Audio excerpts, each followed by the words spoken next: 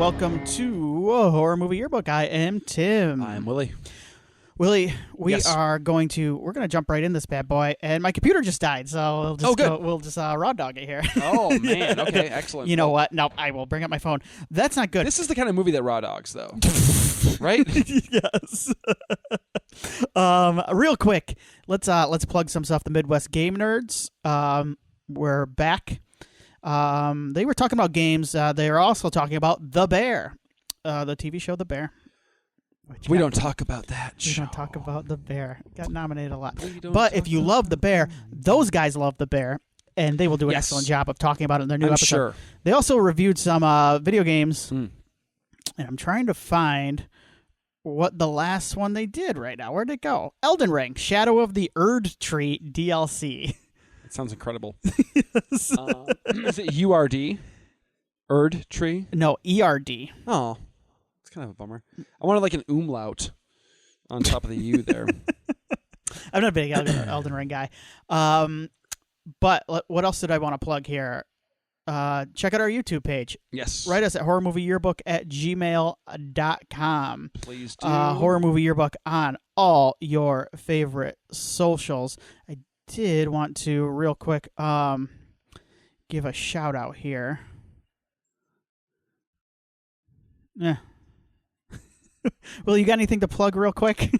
I do not. I'm really well prepared right now. Dude, hey, you're always prepared. I should be doing it every once in a while. We got invited to a screening that we did not attend because I was not available. So. I wanted to give a shout out to Mazzy's Mainframe on YouTube. They commented on one of our videos letting you know what they were going to watch that week, and I like to give a shout out to the people that are nice on YouTube, because a lot of people just go, hey, this isn't a video, it's a podcast, when the title of the page is Horror Movie Yearbook Podcast on YouTube. So. Yeah. Well, you know. So I like to give a shout out to the people that comment, and if you want to keep up with me, I've been doing the videos for quite a bit now, and my goal right now is find the ones that are interesting, put them on my watch list, and then I'm going to cover them on the honor roll, on the kind of side thing I do on this thing. And it's a lot of fun. It's been a really fun way for me to keep up with new horror movies. Tim's crushing it. It's the YouTube page is a ton of fun, and you've been doing a great job of keeping the content flowing. Me too. As it were. What did you bring up? Oh, we'll talk about that too. HorrorMovieYearbook@gmail.com. We will definitely check it out. We'll definitely see your emails. Yeah. So, anyway, we're here to talk about our next entry in our Woodsy Summer Slasher series. Yeah. Right? Woodsy Horrors? I don't know, whatever. It's been named like 4 things, I think. I can't remember. I always name it something different than what we say on the podcast. Yeah. I think it's Horror in the Woods, or I don't know. We'll go with that. We're going to jump in the time machine here. Indeed. What do you got for a time machine noise for November 16th, 1988? That's when this was released on home video. Yes, direct video, yep. IMDb said it had a theatrical, like a limited theatrical, but this was like straight to video for most people. I wonder if the limited theatrical was like they rented out a theater for like 5 people. I don't know. I remember the VHS case, like the cover being kind of striking. Completely different actress. Yeah, it's maybe not even an actress. I think she was a model. Yep, but she had Jason's mask and Freddy's glove, right? In her backpack. That was not false advertising though for this movie. No, they are featured. Yes, they are featured. But yeah, it's not Pamela Springsteen on the cover. It is not. Nor is it on the cover of the third film. No. The third film is just cleavage on the cover. It's breasts, yes. Yeah, it's large, heaving. Yes, I don't think it's... breasts. Is it even the woman from the second? No, It's I just don't a think pair so. of breasts. Yep. They said, we're cutting out the... We know what you're renting this for. Yes. You want the top 10 songs from this week? I do. Is Bruce there? No. But there is a Jersey Boy coming up. Okay. Number 10, Never Tear Us Apart by In Excess. Michael Hutchins was the lead singer of it. I like that song. Yeah, that is a good song. Number 9, Kissing a Fool by George Michael. I believe this is from the album with Faith on it. That sounds right. My aunt had this album, and she don't played know it the song. all. I don't know this one. This would have been like, because if that's that album, this would have been like the 7th single off the album by this. Oh yeah, that was one of those albums where it was like every song was a hit, basically. Yeah. I remember it being a very good album. Will to Power at number 8 with Baby I Love Your Way Freebird medley. Yeah, I don't remember the Freebird medley, but No, me neither. I remember Baby I Love Your Way. Yeah. Number 7, Groovy Kind of Love from the grooviest man I know, Phil Collins. Oh yeah. Love Phil. I don't know that song. I only know a couple on here so far. I know this one. Number 6, Desire by U2. Desire. I don't love this song. I like U2 actually quite a bit. The early U2, but I like early U2. And this would have been not... Joshua Tree era, right? This is like right about the I like half of Joshua Tree. Okay. And then like everything after I'm kind of like, don't get me wrong, like I like A Beautiful Day. I mean, I'll blast that shit. But U2 loses me, as you get later into the 90s, into the early 2000s. Sure. Number 5, Miss Whitney Houston with One Moment in Time. That is a ballad. That is One Moment in Time. Oh, that's good. That's a good one. Yep. I feel like that is played like during the Olympics. I feel like that's an Olympic song. It should be if it's not. Yeah. Yeah. I mentioned there's a Jersey Boy coming up. It's not Bruce Springsteen. It's one Mr. John Bon Jovi. Jovi with Bad Medicine. Your love is like This is featured in Jane Silent Bob Strike Back. It's also the entrance music for one Mr. Doc Wagner. Dr. Wagner from the Luchador. I like Bon Jovi. I do not like this song. I like this song. Good. I think it's fun. I think it's very stupid. Yeah. What's your favorite Bon Jovi song? Just put you on the spot. Prayer. No. Runaway. It's the synth in Runaway that I like. That keyboard part. I have a soft spot for Bed of Roses. That's a good song. That's from the Young Guns soundtrack too. Young Guns 2. And I have a really soft spot, and this is it's like a mid-90s one for the ballad Always. It's a good song. I fucking love that song. Yeah, it's a good song. He's a good songwriter. Yes, yeah. I like Bon Jovi. Me too. Number 3, The Locomotion by Kylie Minogue. Yeah. I feel like you could jam that while you're watching Sleepaway, like right before you're partying. Yeah. Having a nice little party before Sleepaway Camp. Sure. Number 2, Kokomo by the Beach Boys. I like Kokomo. Do you like Kokomo? I do. It's from the movie Cocktail. I mean, it's not like great. Is this the one with John Stamos in the video? Yes. They filmed this at Disney World at a hotel that I have stayed at. You stayed at since? Yeah. Yes, I have stayed at this hotel. Yeah. Amy points it out anytime. Hollow ground. From the Kokomo video. John Stamos used to. Why did he want to be a Beach Boy so bad? Who's that, John Stamos? Yeah. I feel like they were on Full House all the time. Yeah. I don't know. He was like wanted to be a later Beach Boy too. Yeah. He's probably just a fan, and like they met at some party, and they're like, why don't you want to play drums for us in a video or something? Play some bongos. Yeah. And number 1. Okay.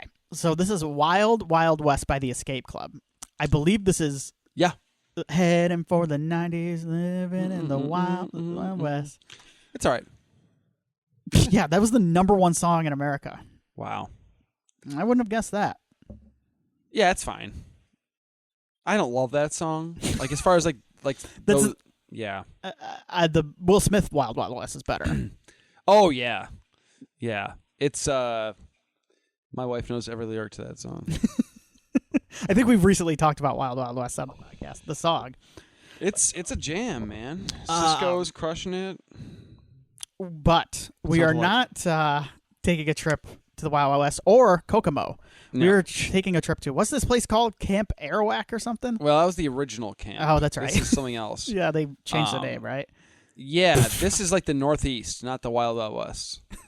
It's like Jersey, right? Yeah, I think it's Jersey. Yeah. We were watching Sleepaway Camp 2. Here's the plot. Unhappy campers. Excuse me.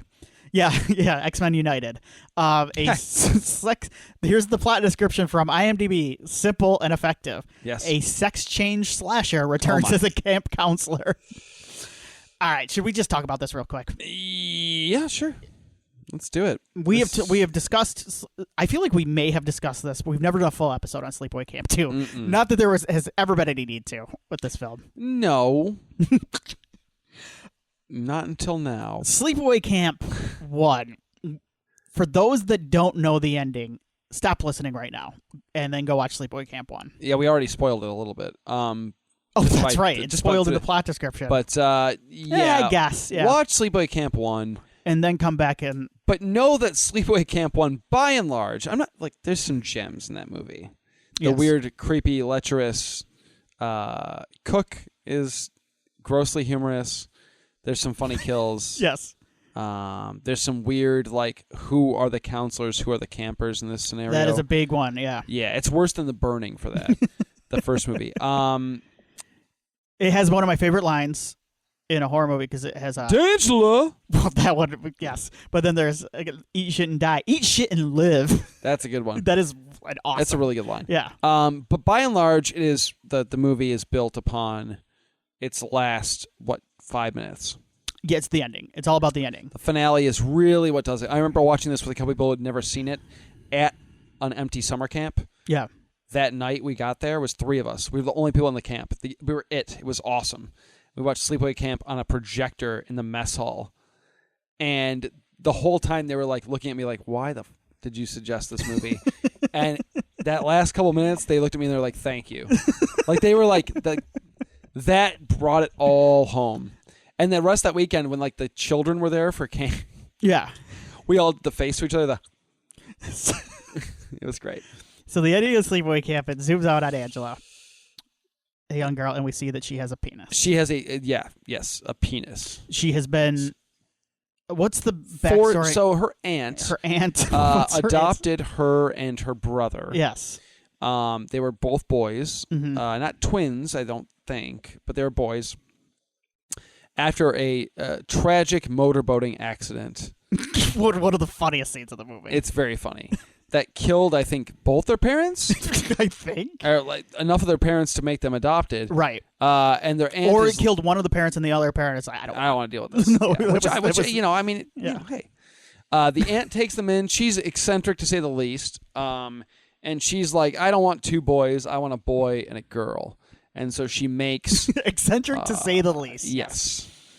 She makes one of the 2 boys present as a girl. Yes. Yes, against their will. So, and causes apparently Angela yes. to snap and kill other people. Now, so in the years in between, now she has gone to. Apparently, she's gone to electroshock therapy, psychotherapy. She's talked to clergymen. Everybody she can get to I guess like come to grips, and then she also had a sex change operation. Whatever that means exactly, we don't really know. We don't. She has become Bruce Springsteen's sister, Pamela Springsteen. Yes. Now she's still murdering people, but only because they're being naughty. She's very fixated on this idea that, like, keep it together. Like, her mindset, and I like this, is that, like, the only reason she went bonkers in the first movie is because people were getting too rowdy on that camp. And you know what? When you go back and watch that first Sleepaway Camp, yeah, I kind of get it. Like, she only kills the rowdy folk. Like, she's fed up with people getting her riled up. She just wants a nice summer camp experience. These kids are mostly, though, just, like, horny, right? Yeah. Yeah. They're like distracting to the experience. 3 has some people where I'm like, oh man. They're doing like heroin in the woods. They're doing heroin, and then the one woman is just like awful racist. Right. And you're like, you know what? Angela. Maybe get rid of her. Yeah. Get a move on here. Yeah. But the question I pose to you here is the first one, I think it's maybe toned down some of the flack, like the transploitation flack is kind of.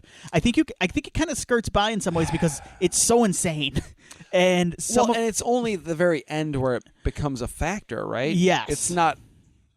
That's not a theme. That's not a thing. It becomes a thing in the last But you're so blown away by how insane this is. Because it's awesome. This is more problematic, though, right? Now that Because the whole time we're like, this is a transgender woman. Yeah. And she's killing people because reasons. Right.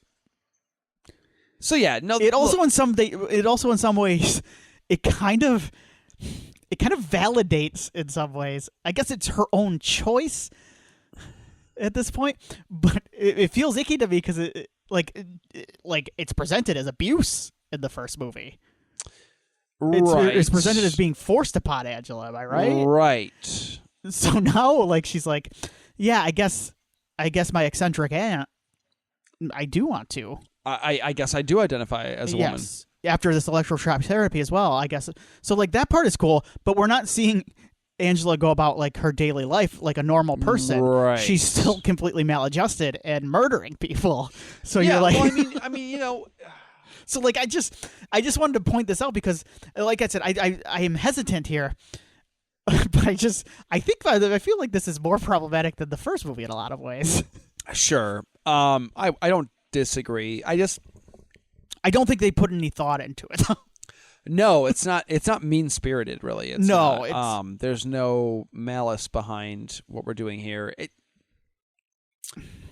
It's a product of its time, and I think that, like, you can look at it in a negative way, and you could say, like, this is pretty sketchy because, like, we've got the trans character who is a crazy person because whatever.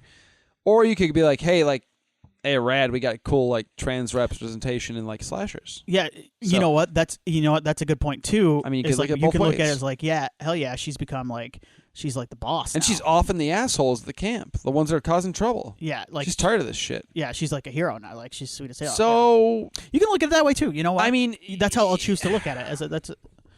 It's a glass half full, glass half empty thing. And in the world we live in, we have put more thought. I try to stay ever will. glass half full with the things that are silly and fun, like this stupid movie. All right, so this movie is very stupid, right? Yeah, it's dumb. There's no suspense. There's no plot. There's no characterization, really. There's really not a whole lot of anything. I do believe, by the way, that we got a little bit of character. Martin Sheen's daughter is the lead, right? So this is Renee Estevez. Yes. So Renee Emilio's Estevez younger sister is a sister of Emilio and Charlie Sheen, right? Yes. She, I did want to talk about the non-Pamela Springsteen cast a little bit too, like, because there are a couple people, but she actually was in remember Charlie's show Anger Management from a few years ago? She starred in that a little bit. Nice. She was also in The West Wing. She got to act with her dad at one point. Nice. But she was in Growing Pains, MacGyver. I believe Plenty she was in. credits, You know what? She was also in Heathers. That's right. Yeah, with rest in peace Shannon Doherty. That's right. But yeah, she was in Heathers, a movie that I love. Great movie. Yeah. Yeah. And then she was. Oh, you know what? She's in. The Sam Raimi he acts in it. Scott Spiegel, Intruder. I think we talked about that on the podcast. She's in that movie. That's a really fun late 80s slasher. She's the final girl in that, isn't she? I think so, or she's one of the first. She's in the movie. Yeah. So anyway, yeah, sorry. So yeah, that we is got Renee a couple Estevez. of some siblings of some famous siblings. Yeah, yes, absolutely. Yeah. No Frank Stallone in this one, but that's okay. They're all named. All the characters are named after Brat Pack members as well. I didn't catch that. Yeah, they're all named after Brat Pack. There's an alley. Yep. There is. Let me see if I can find my note here. Oh yeah. So we have Molly, Sean for Sean Penn, Molly Ringwald, of course. Allie, Allie Sheedy. TC is Tom Cruise. I don't know if I put him as a. Yeah. Was he a Brat Pack member? He wasn't the Brat Pack, right? He was Brat Pack. So like. There's a true Brat Pack, and he was not in the... He's Brat Pack adjacent? Yes. Okay. There's a lot of those. Is it because he dated one of them at one point? He was in The Outsiders. That's why. Oh, okay. So we have Uncle John, who would be John Hughes. Oh. We have Mare Winningham. Yep. She was... Yep. Did you watch the Brat Pack documentary? I have not. What's that on? It's on Hulu. I've heard mixed I will. things. It's directed by Andrew McCarthy. Oh, well, a true Brat Packer. Yeah. Yeah. Rob Lowe, Demi is in this. Demi Moore, Leah Thompson, Brooke Shields, Jodie Foster. Oh my gosh. Yeah, Jodie Foster was not a Brat Packer. Yeah. No. Well, it gets Anthony Michael Hall, Judd Nelson, Charlie Sheen, Phoebe Cates wasn't a Brat Packer, was she? No. Emilio Estevez, and Diane Lane. Was she a Brat Packer? No. She was in The Outsiders. So she was like linked with some of those guys, but not. She was not. Yeah, the Brat Pack was basically if you were in the Breakfast Club or St. Elmo's Fire, you're a Brat Pack. Yes. Anybody else like was adjacent. Yeah, it seems like when they were naming these, they threw the Outsiders in as well. Yes. Yeah. And Sean Penn for some reason. And I guess they included Fast Times at Ridgemont High because Phoebe Cates and Sean Penn. Yeah. So there's a very loose definition of the Brat Pack by this movie. But anyway, this is silly. That's fun though. That's cute. Yeah.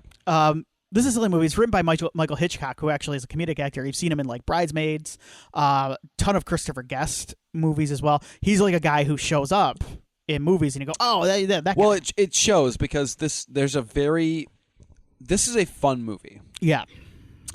It knows exactly what kind of movie it is. It's very much spoofing a lot of these slasher elements. It's actually a little bit ahead of its time, which is fun. I think, yeah. It's not meta necessarily, but it's like it walks a fine line between being a slasher in its own right and also being silly and fun and goofy and playing off of all the silliness that came before it. So, including the original.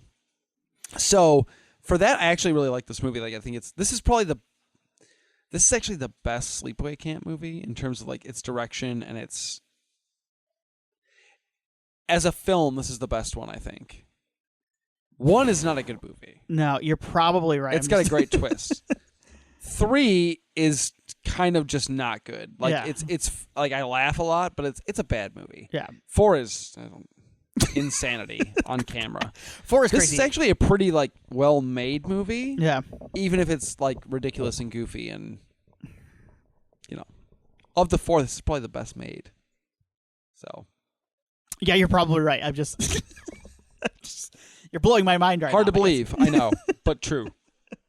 Yeah, like I think Pamela Springsteen's hilarious.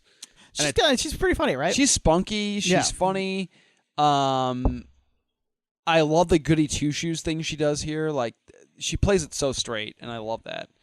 Up until the very end, she gets really kooky, but that's fine. There's aggressive amounts of TNA in this movie. Yeah. Especially early on, weirdly enough. Like it's kind of up front. So they suck the teenage boys in there. Like they get them... The Tip Patrol, as the boys are called. Indeed. Yes. Hey, they called themselves that. They're on high alert in this movie. Let's just say that. Valerie Hartman, I just want you to know, she has been named in a couple lists for her nudity in this movie. She was her nudity in this. She's the one that's naked throughout the film, pretty much. The number 16 in the top 20 gratuitous nude scenes of the 1980s by the website Flashback. Ah, yes. I believe she also made another list like that. I just can't find it right now. But this is, like you said, a very maybe gratuitous is the right word. Gratuitous is correct. I tried watching this in a public setting. And I went, oh no, can't do that. Yeah. So, thank you for that. What's the actress's name? Valerie Hartman, who would go on to, she appeared on one episode of Cheers. I believe she played like Sam Goes Back to Womanizing, and Sam Malone Goes Back to Womanizing. Oh, she was the reason why Steve Winwood wrote Valerie. Is she? No, I'm just... Oh, okay. I went with it. You had me. Then she did an erotic thriller, and then she left acting, and I tried to, like, it was one of those things where I'm like, I got down this rabbit hole where I'm like, now I need to know what she's up to, and then I started Googling her. But why, Tim? And I couldn't find her. And it got to the point where, like, you know what? This is creepy. What am I doing? Like, why? Like, I want to leave this poor woman alone. She obviously wants nothing to do with acting. I hope she's happy. Me too. I hope she's doing great. Yes. And that, she, and I hope she knows we appreciate her work in a non-pervy way. But also a pervy way. I'll say it. I'm not afraid. I don't know. I mean, I like boobs. Yeah, you know what? This won awards, as I mentioned, from the website Flashback. This is a gratuitous film. Some fun kills, not overly bloody or violent, really. Strangely enough. Most of the kills are rather bloodless. There's one kill that was kind of like uncomfortable. Is it Porta potty? The porta potty one made me. Is that the one where she stabs in the back first? No, that's the one. Like I don't like that. I don't like the stab in the back. Yeah. Reminds me of Christopher Lee. You ever hear that story? No. I won't digress too long, but on the set of Lord of the Rings, there's a scene where Christopher Lee's character gets stabbed in the back by Brad Dourif's character and falls off the tower dead. Well, Christopher Lee was in the what's the British special service, like the MI6? SAS? MI6, yes. During World War I or II. Yeah. And when Peter Jackson wanted him to scream as he was stabbed in the back, he had to pull Peter Jackson aside and say, "No, when a man is stabbed in the back, he makes this sound." As in, I've done that to people before. That is a good Christopher Lee story. It's really good. Yeah. So he goes, "You don't when you're stabbed in the back, you don't make that sound. Trust me, you." Awesome. Christopher Lee rules. Anyway, was it similar to the sound in Sleepaway Camp that we heard? I don't remember. No. Probably not. I don't think he was on set to let them know. But yeah. What were we talking about this movie? So you like it? You like it? TC's the funniest character in the movie for me. I like Big Doofus. Named after famous Brat Pack member Tom Cruise. Yeah. I like Big Doofus characters in these movies because they accomplish nothing, but feel like they're probably going to, but never really get there and then just die. I like TC for that. He doesn't accomplish anything, and he gets acid on his face. I guess. Yeah. What did you think of my man's not TC? My man, I don't remember his name right now. The kind of the main dude that's kind of crushing on Angela with the mullet. What did you think of his hair? Because it's kind of crazy mullet. It's almost like a hockey mullet. That's TC. Oh, is that TC? Okay. I don't remember any of these characters. So yes, I watched it yesterday. I do like they set up the heartthrob, kind of good-looking guy, love interest for Renee Estevez's character. And the two of them are tied up at the end. And you're like, okay, they're gonna make it out together, and then she just cuts his head off. It's so funny. So what you liked his hair? So he's got TC has got party in the back, business up front. He's got party up top and in the back. Though, yeah, really. but he's got a side swoop mullet. It's a nice it does a kind of a Superman curl a little bit. yeah. I Clark liked it. Kent vibe. I was mesmerized by it for the first. I was so mesmerized I never got his name. Yeah, that's TC. I think. Yes. I think. Yeah, maybe. But he's into Angela at first, right? But then he hates her. I don't know. It just kind of happens. So he's like, I don't like her anymore. Yeah. But that's TC for you. Yeah, was she kind of cold to That's him? TC for you, dude. That's classic TC, bro. Yeah, I mean, that's the party in the back is him being in Angela, but then the business in the front is there's something off about You know what? this one. Not vibing. Yeah. she's murdering people at this camp. Yeah. Why are they all being fired? It's a weird movie. One more cast member I wanted to talk about up front real quick because he's near and dear to my heart. Is what's my man's name? The old dude here. Yeah, it's what's his name? God, I'm losing it. The actor is Walter Gotell. He's been in a bunch of stuff. Yeah, he's been in a bunch of Bond movies. He is the only person to have acted in Bond movies with 3 different Bonds. And so he plays, it must be Connery. Yeah. I'm going to go Connery, definitely Roger Moore. Yep. And then Dalton? Connery, Moore, Dalton. Nice. So he played the same character. He played Connery Moore. No. So he played General Gogol in The Spy Who Loved Me, The Living Daylights. Whoa, really? Yeah. So he played the same character across 2 Bonds. There's a recurring character between Moore and Dalton? Yes. It's weird, right? Whoa! And then he played like a henchman, I think, a Spectre henchman in From Russia with Love. Connery, yeah, which yeah. is He would have been younger Yeah. Yes. So Wow. Yeah. That's crazy. yeah, he was also There are weird continuity spots in the Bond movies that always fascinate me. Like where there's like, well, I mean, Desmond Llewellyn was in like what 4 or 5 of them. Right. Yeah. But he's playing the same character though. Right. Yeah. But he did too then, right? Between you said he played the same character between Moore and Dalton? Yeah. So that's weird. Yeah, so Moore Dalton seems so like it's very like it's its own like weird little island of like two movies. Did Llewellyn now I have to go back and think. Was he in the Dalton movies? I don't think I'd have to. Those Dalton movies are weird. They're like outliers in the whole thing. I'm gonna look it up. Okay, yeah, look that up so you can see if you could have to correct me. But he was some other facts on him is he at one time owned the southernmost house in Europe. He was a refugee from Nazi Germany who immigrated to England in the 1940s, and then he also starred in Puppet Master 3: Toulon's Revenge. So Excellent. A little bit of genre work there. What else did I want to mention here? So yeah, this movie. I hadn't watched in a while, so my tastes have, I think, changed a little over time. Because if you would have asked me like 10 years ago, I would have been like 2 and 3 are I actually like them better than the first movie. But like now I'm like, you know what? I think I like 1 better, and I might like 4 better because 1 and 4 are just insane movies. These are, you mentioned, they might be a little bit too wink wink nudge nudge for me now. Okay. I get a kick out of them, but they come at this. So here's how I think of slasher movies. Desmond Llewellyn is in both of the Dalton. So he would have been in Dalton then Brosnan. Yep. Okay. And I think he's in more. Okay. Pretty sure. Okay. I think.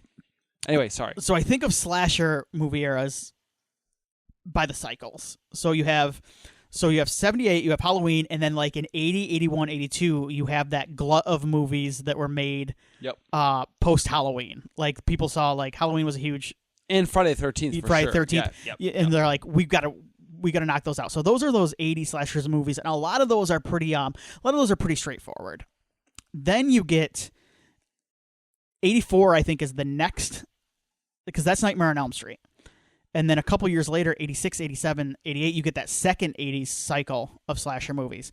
And that's when you get a bunch of sequels and you get some weirder slasher movies around that time. I would even say like Child's Play from around that time, but like kind of like out there slashers. Sorry, I've like list of those like 1980, those late 80s slashers. But you know what I'm talking about though too. Even like the franchises get a little weirder around that time, because you would have had like Part 7, Jason Part 7, Friday the 13th Part 7, The New Blood, where he's essentially fighting Carrie. The Friday the Third or the Nightmare on Elm Street movies are getting a lot jokier, because it would have been like 4 and 5, and even Dream Warriors, you get to see that jokey Freddy a little bit. Yep. You get a lot of those, but like, so this movie comes out in 88. April Fool's Day is a movie from around that time, which this one kind of reminds me of in some ways. There's a similarity there. Like, yeah. Because you're getting, it's starting to get a little bit knowing at this point. Like we're almost like 10 years into those 80s slashers, and like a lot of these are in some ways, like Jason Lives is another example of that. They're kind of poking fun at the subgenre a little bit, and this one definitely is. Yep. I think this is less successful than something like Jason Lives. I think Jason Lives is better. It's a better movie. I wouldn't even say I think. I know it's less successful. There's a vision that, like, Jason Lives has a vision though. Like that's one of the rare one of the rare Friday the 13th movies where like there's an actual, like, you can see the director's vision behind the movie. Like there's an actual, like, there's a filmmaker behind this whose voice is actually being expressed. Right. That's not this in this film.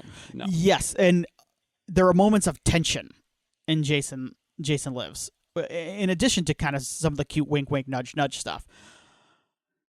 This movie is so it's weird though, because like there's part of me, I would almost even like make the argument like this is the type of movie that like is why maybe the slasher summer and horror in general, like this type of movie is the reason why maybe in some circles it's not a respected genre. But you know what? It's also what I love about it. That's okay. Yeah. I like my good horror movies. Like yeah, but good. My quote unquote my good horror movies.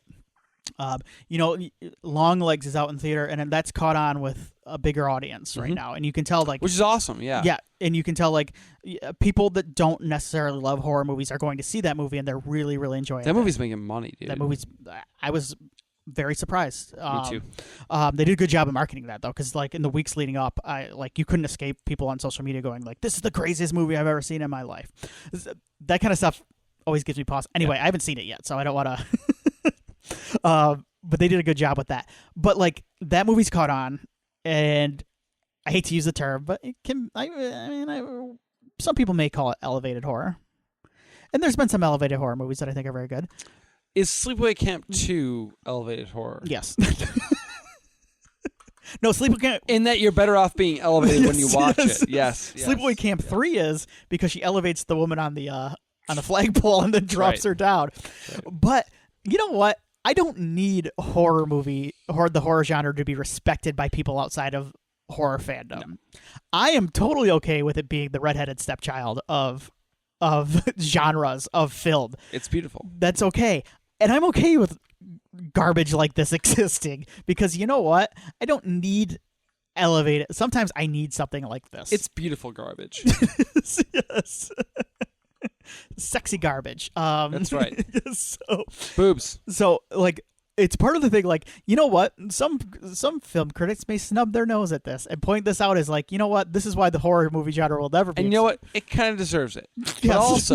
But also, I don't care. No. So I just wanted to say that right up top. Yes.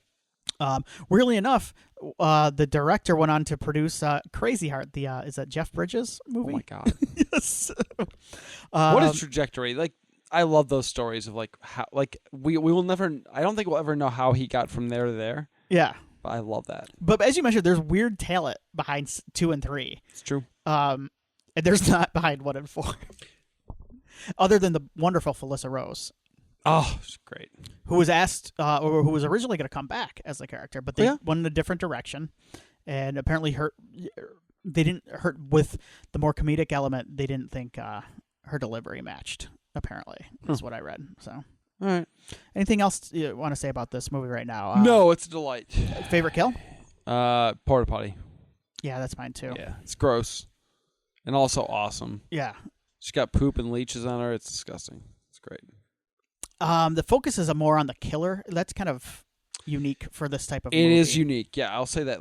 There's no mystery here. There's no whodunit. That's gone, right? And there have been movies before this that there was no whodunit element. The Friday the 13th movies have been at this point, it's Jason. He's the guy. Yes. But there's no whodunit, and there's no. We're not with Jason as much as we are with Angela. Where she's kind of our killer is kind of our. She's our lead character, not our protagonist, but she's our lead character. Yeah, yeah. That's a unique perspective, I think. Yeah, during this time period. Yeah. So yeah, it very much like the movie that started this, In a Violent Nature. Yes. Oh yes. I would like to have In a Violent Nature with Angela. Celine. She's very judgmental. That's also parodying a lot of what's we've talked about that. Yeah, the quote unquote conservative nature of love that these slasher. That's great. This is Chris Jericho, the wrestler, his favorite slasher movie. Yep. That tracks, right? Yep. He'll be at the new Comic-Con I'm going to. Yeah. Will he be signing the Painmaker graphic novel? I'll have him sign my copy of Sleepaway Camp 2. Ooh, see, now that's good. He will love that. He will be so happy. But, yeah. You have a copy of this, right? I do. I have the box set. Want me to sign it for him? Sign it? Yeah, you can take the box. No, I only have him sign 2. Yeah. Just 2. Where are you going? Pittsburgh. Oh, this is the Pittsburgh one he's going to be at. Yes. Okay. Yeah. Josie wants me to Swerve. Swerve's house? Whose house? She likes to do the Nana dance? Yep. Nana sells a coffee. He comes out with it every week now, and I need to buy it. Yeah, you should. The song at the end of credits, I was really digging it. It's like a heavy metal. Also, Anvil. I love that stuff. Yeah. Yes. Yep. Anvil does a song for this, but this is the band Obsession, and I researched them, so I have to talk about them. They are an American heavy metal band from 1982. This is straight from Wikipedia, and noted for spawning the career of singer Michael Becerra. Are you familiar with Michael Becerra? So he definitely wrote this Wikipedia page, right? He definitely said they spawned the career.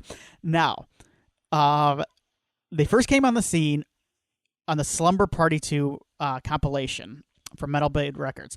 They also did a song from Leatherface, Texas Chainsaw Massacre 3, called Methods of Madness. But I like that movie. Yeah. Great trailer. Yeah. But this is the most interesting part to me. He's in a band, Michael Becerra, the lead singer of Obsession, that covers heavy metal versions of popular Disney songs. They're called D-Metal Stars.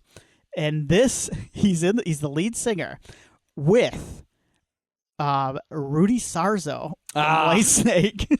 Frequent HorrorCon guest. Yes. Rudy Sarzo is like, he goes to Motor City Nightmares like every year, right? And then I need to buy, what I need to do is next time Rudy Sarzo's at Motor City Nightmares, I need to buy a CD that's D-Metal and get him to sign it. Be like, I'm a big fan of. Yes. And then BJ Zampa, who was a drummer for Dokken at some point. Nice. They sing. So there you go. That is all I could find on Obsession. Wow. But I do like the end credit song. It's solid, yeah. I love those that is named 80s, Desperate to Survive. Yes. 80s heavy metal songs at the end of these slasher movies that you're like, I'll never hear this again, but I like in the movie too what Angela, isn't there a really like mess, but Angela, she's really mad at him because he's gonna fire her, and she's like, I was just counselor of the week. Like, does counselor of the week mean nothing anymore? So sweet.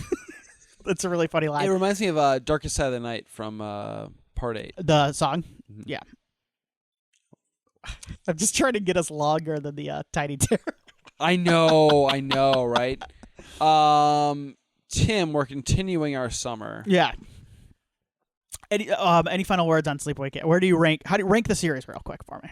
It's one is one because it can't. It can't be beat. That final stretch is really something else. An incredibly watchable, bizarre film too. Yes. Drink a beer. Yeah. Or if you're sober, just watch it with friends that you can laugh with. Mm-hmm. It's a nice group viewing. Yes. If you show it to somebody who hasn't seen it too. Whatever makes you have fun while you're doing something, do that thing. Yeah. And watch it while if it's having a Mountain Dew, have a Mountain Dew. Have a Mountain Dew. Yeah. Take an Eddie. Pop an Eddie. I don't care. Then it's 2. Mm-hmm. Then it's 3. Then it's 4. You go right in order? Funny enough, yeah. I'll be the oddball. I'll go 1, 4, 2, 3. Oh, my. 4? It's just 4 is one of the weirdest. 4 has Isaac Hayes in it too, doesn't it? It does. It has one of the as chef. Stupid. All right. I don't know if I'm proud of you or not. It's okay. Not that it matters, but I'm not sure. There are certain episodes to be proud of, and then there's this episode.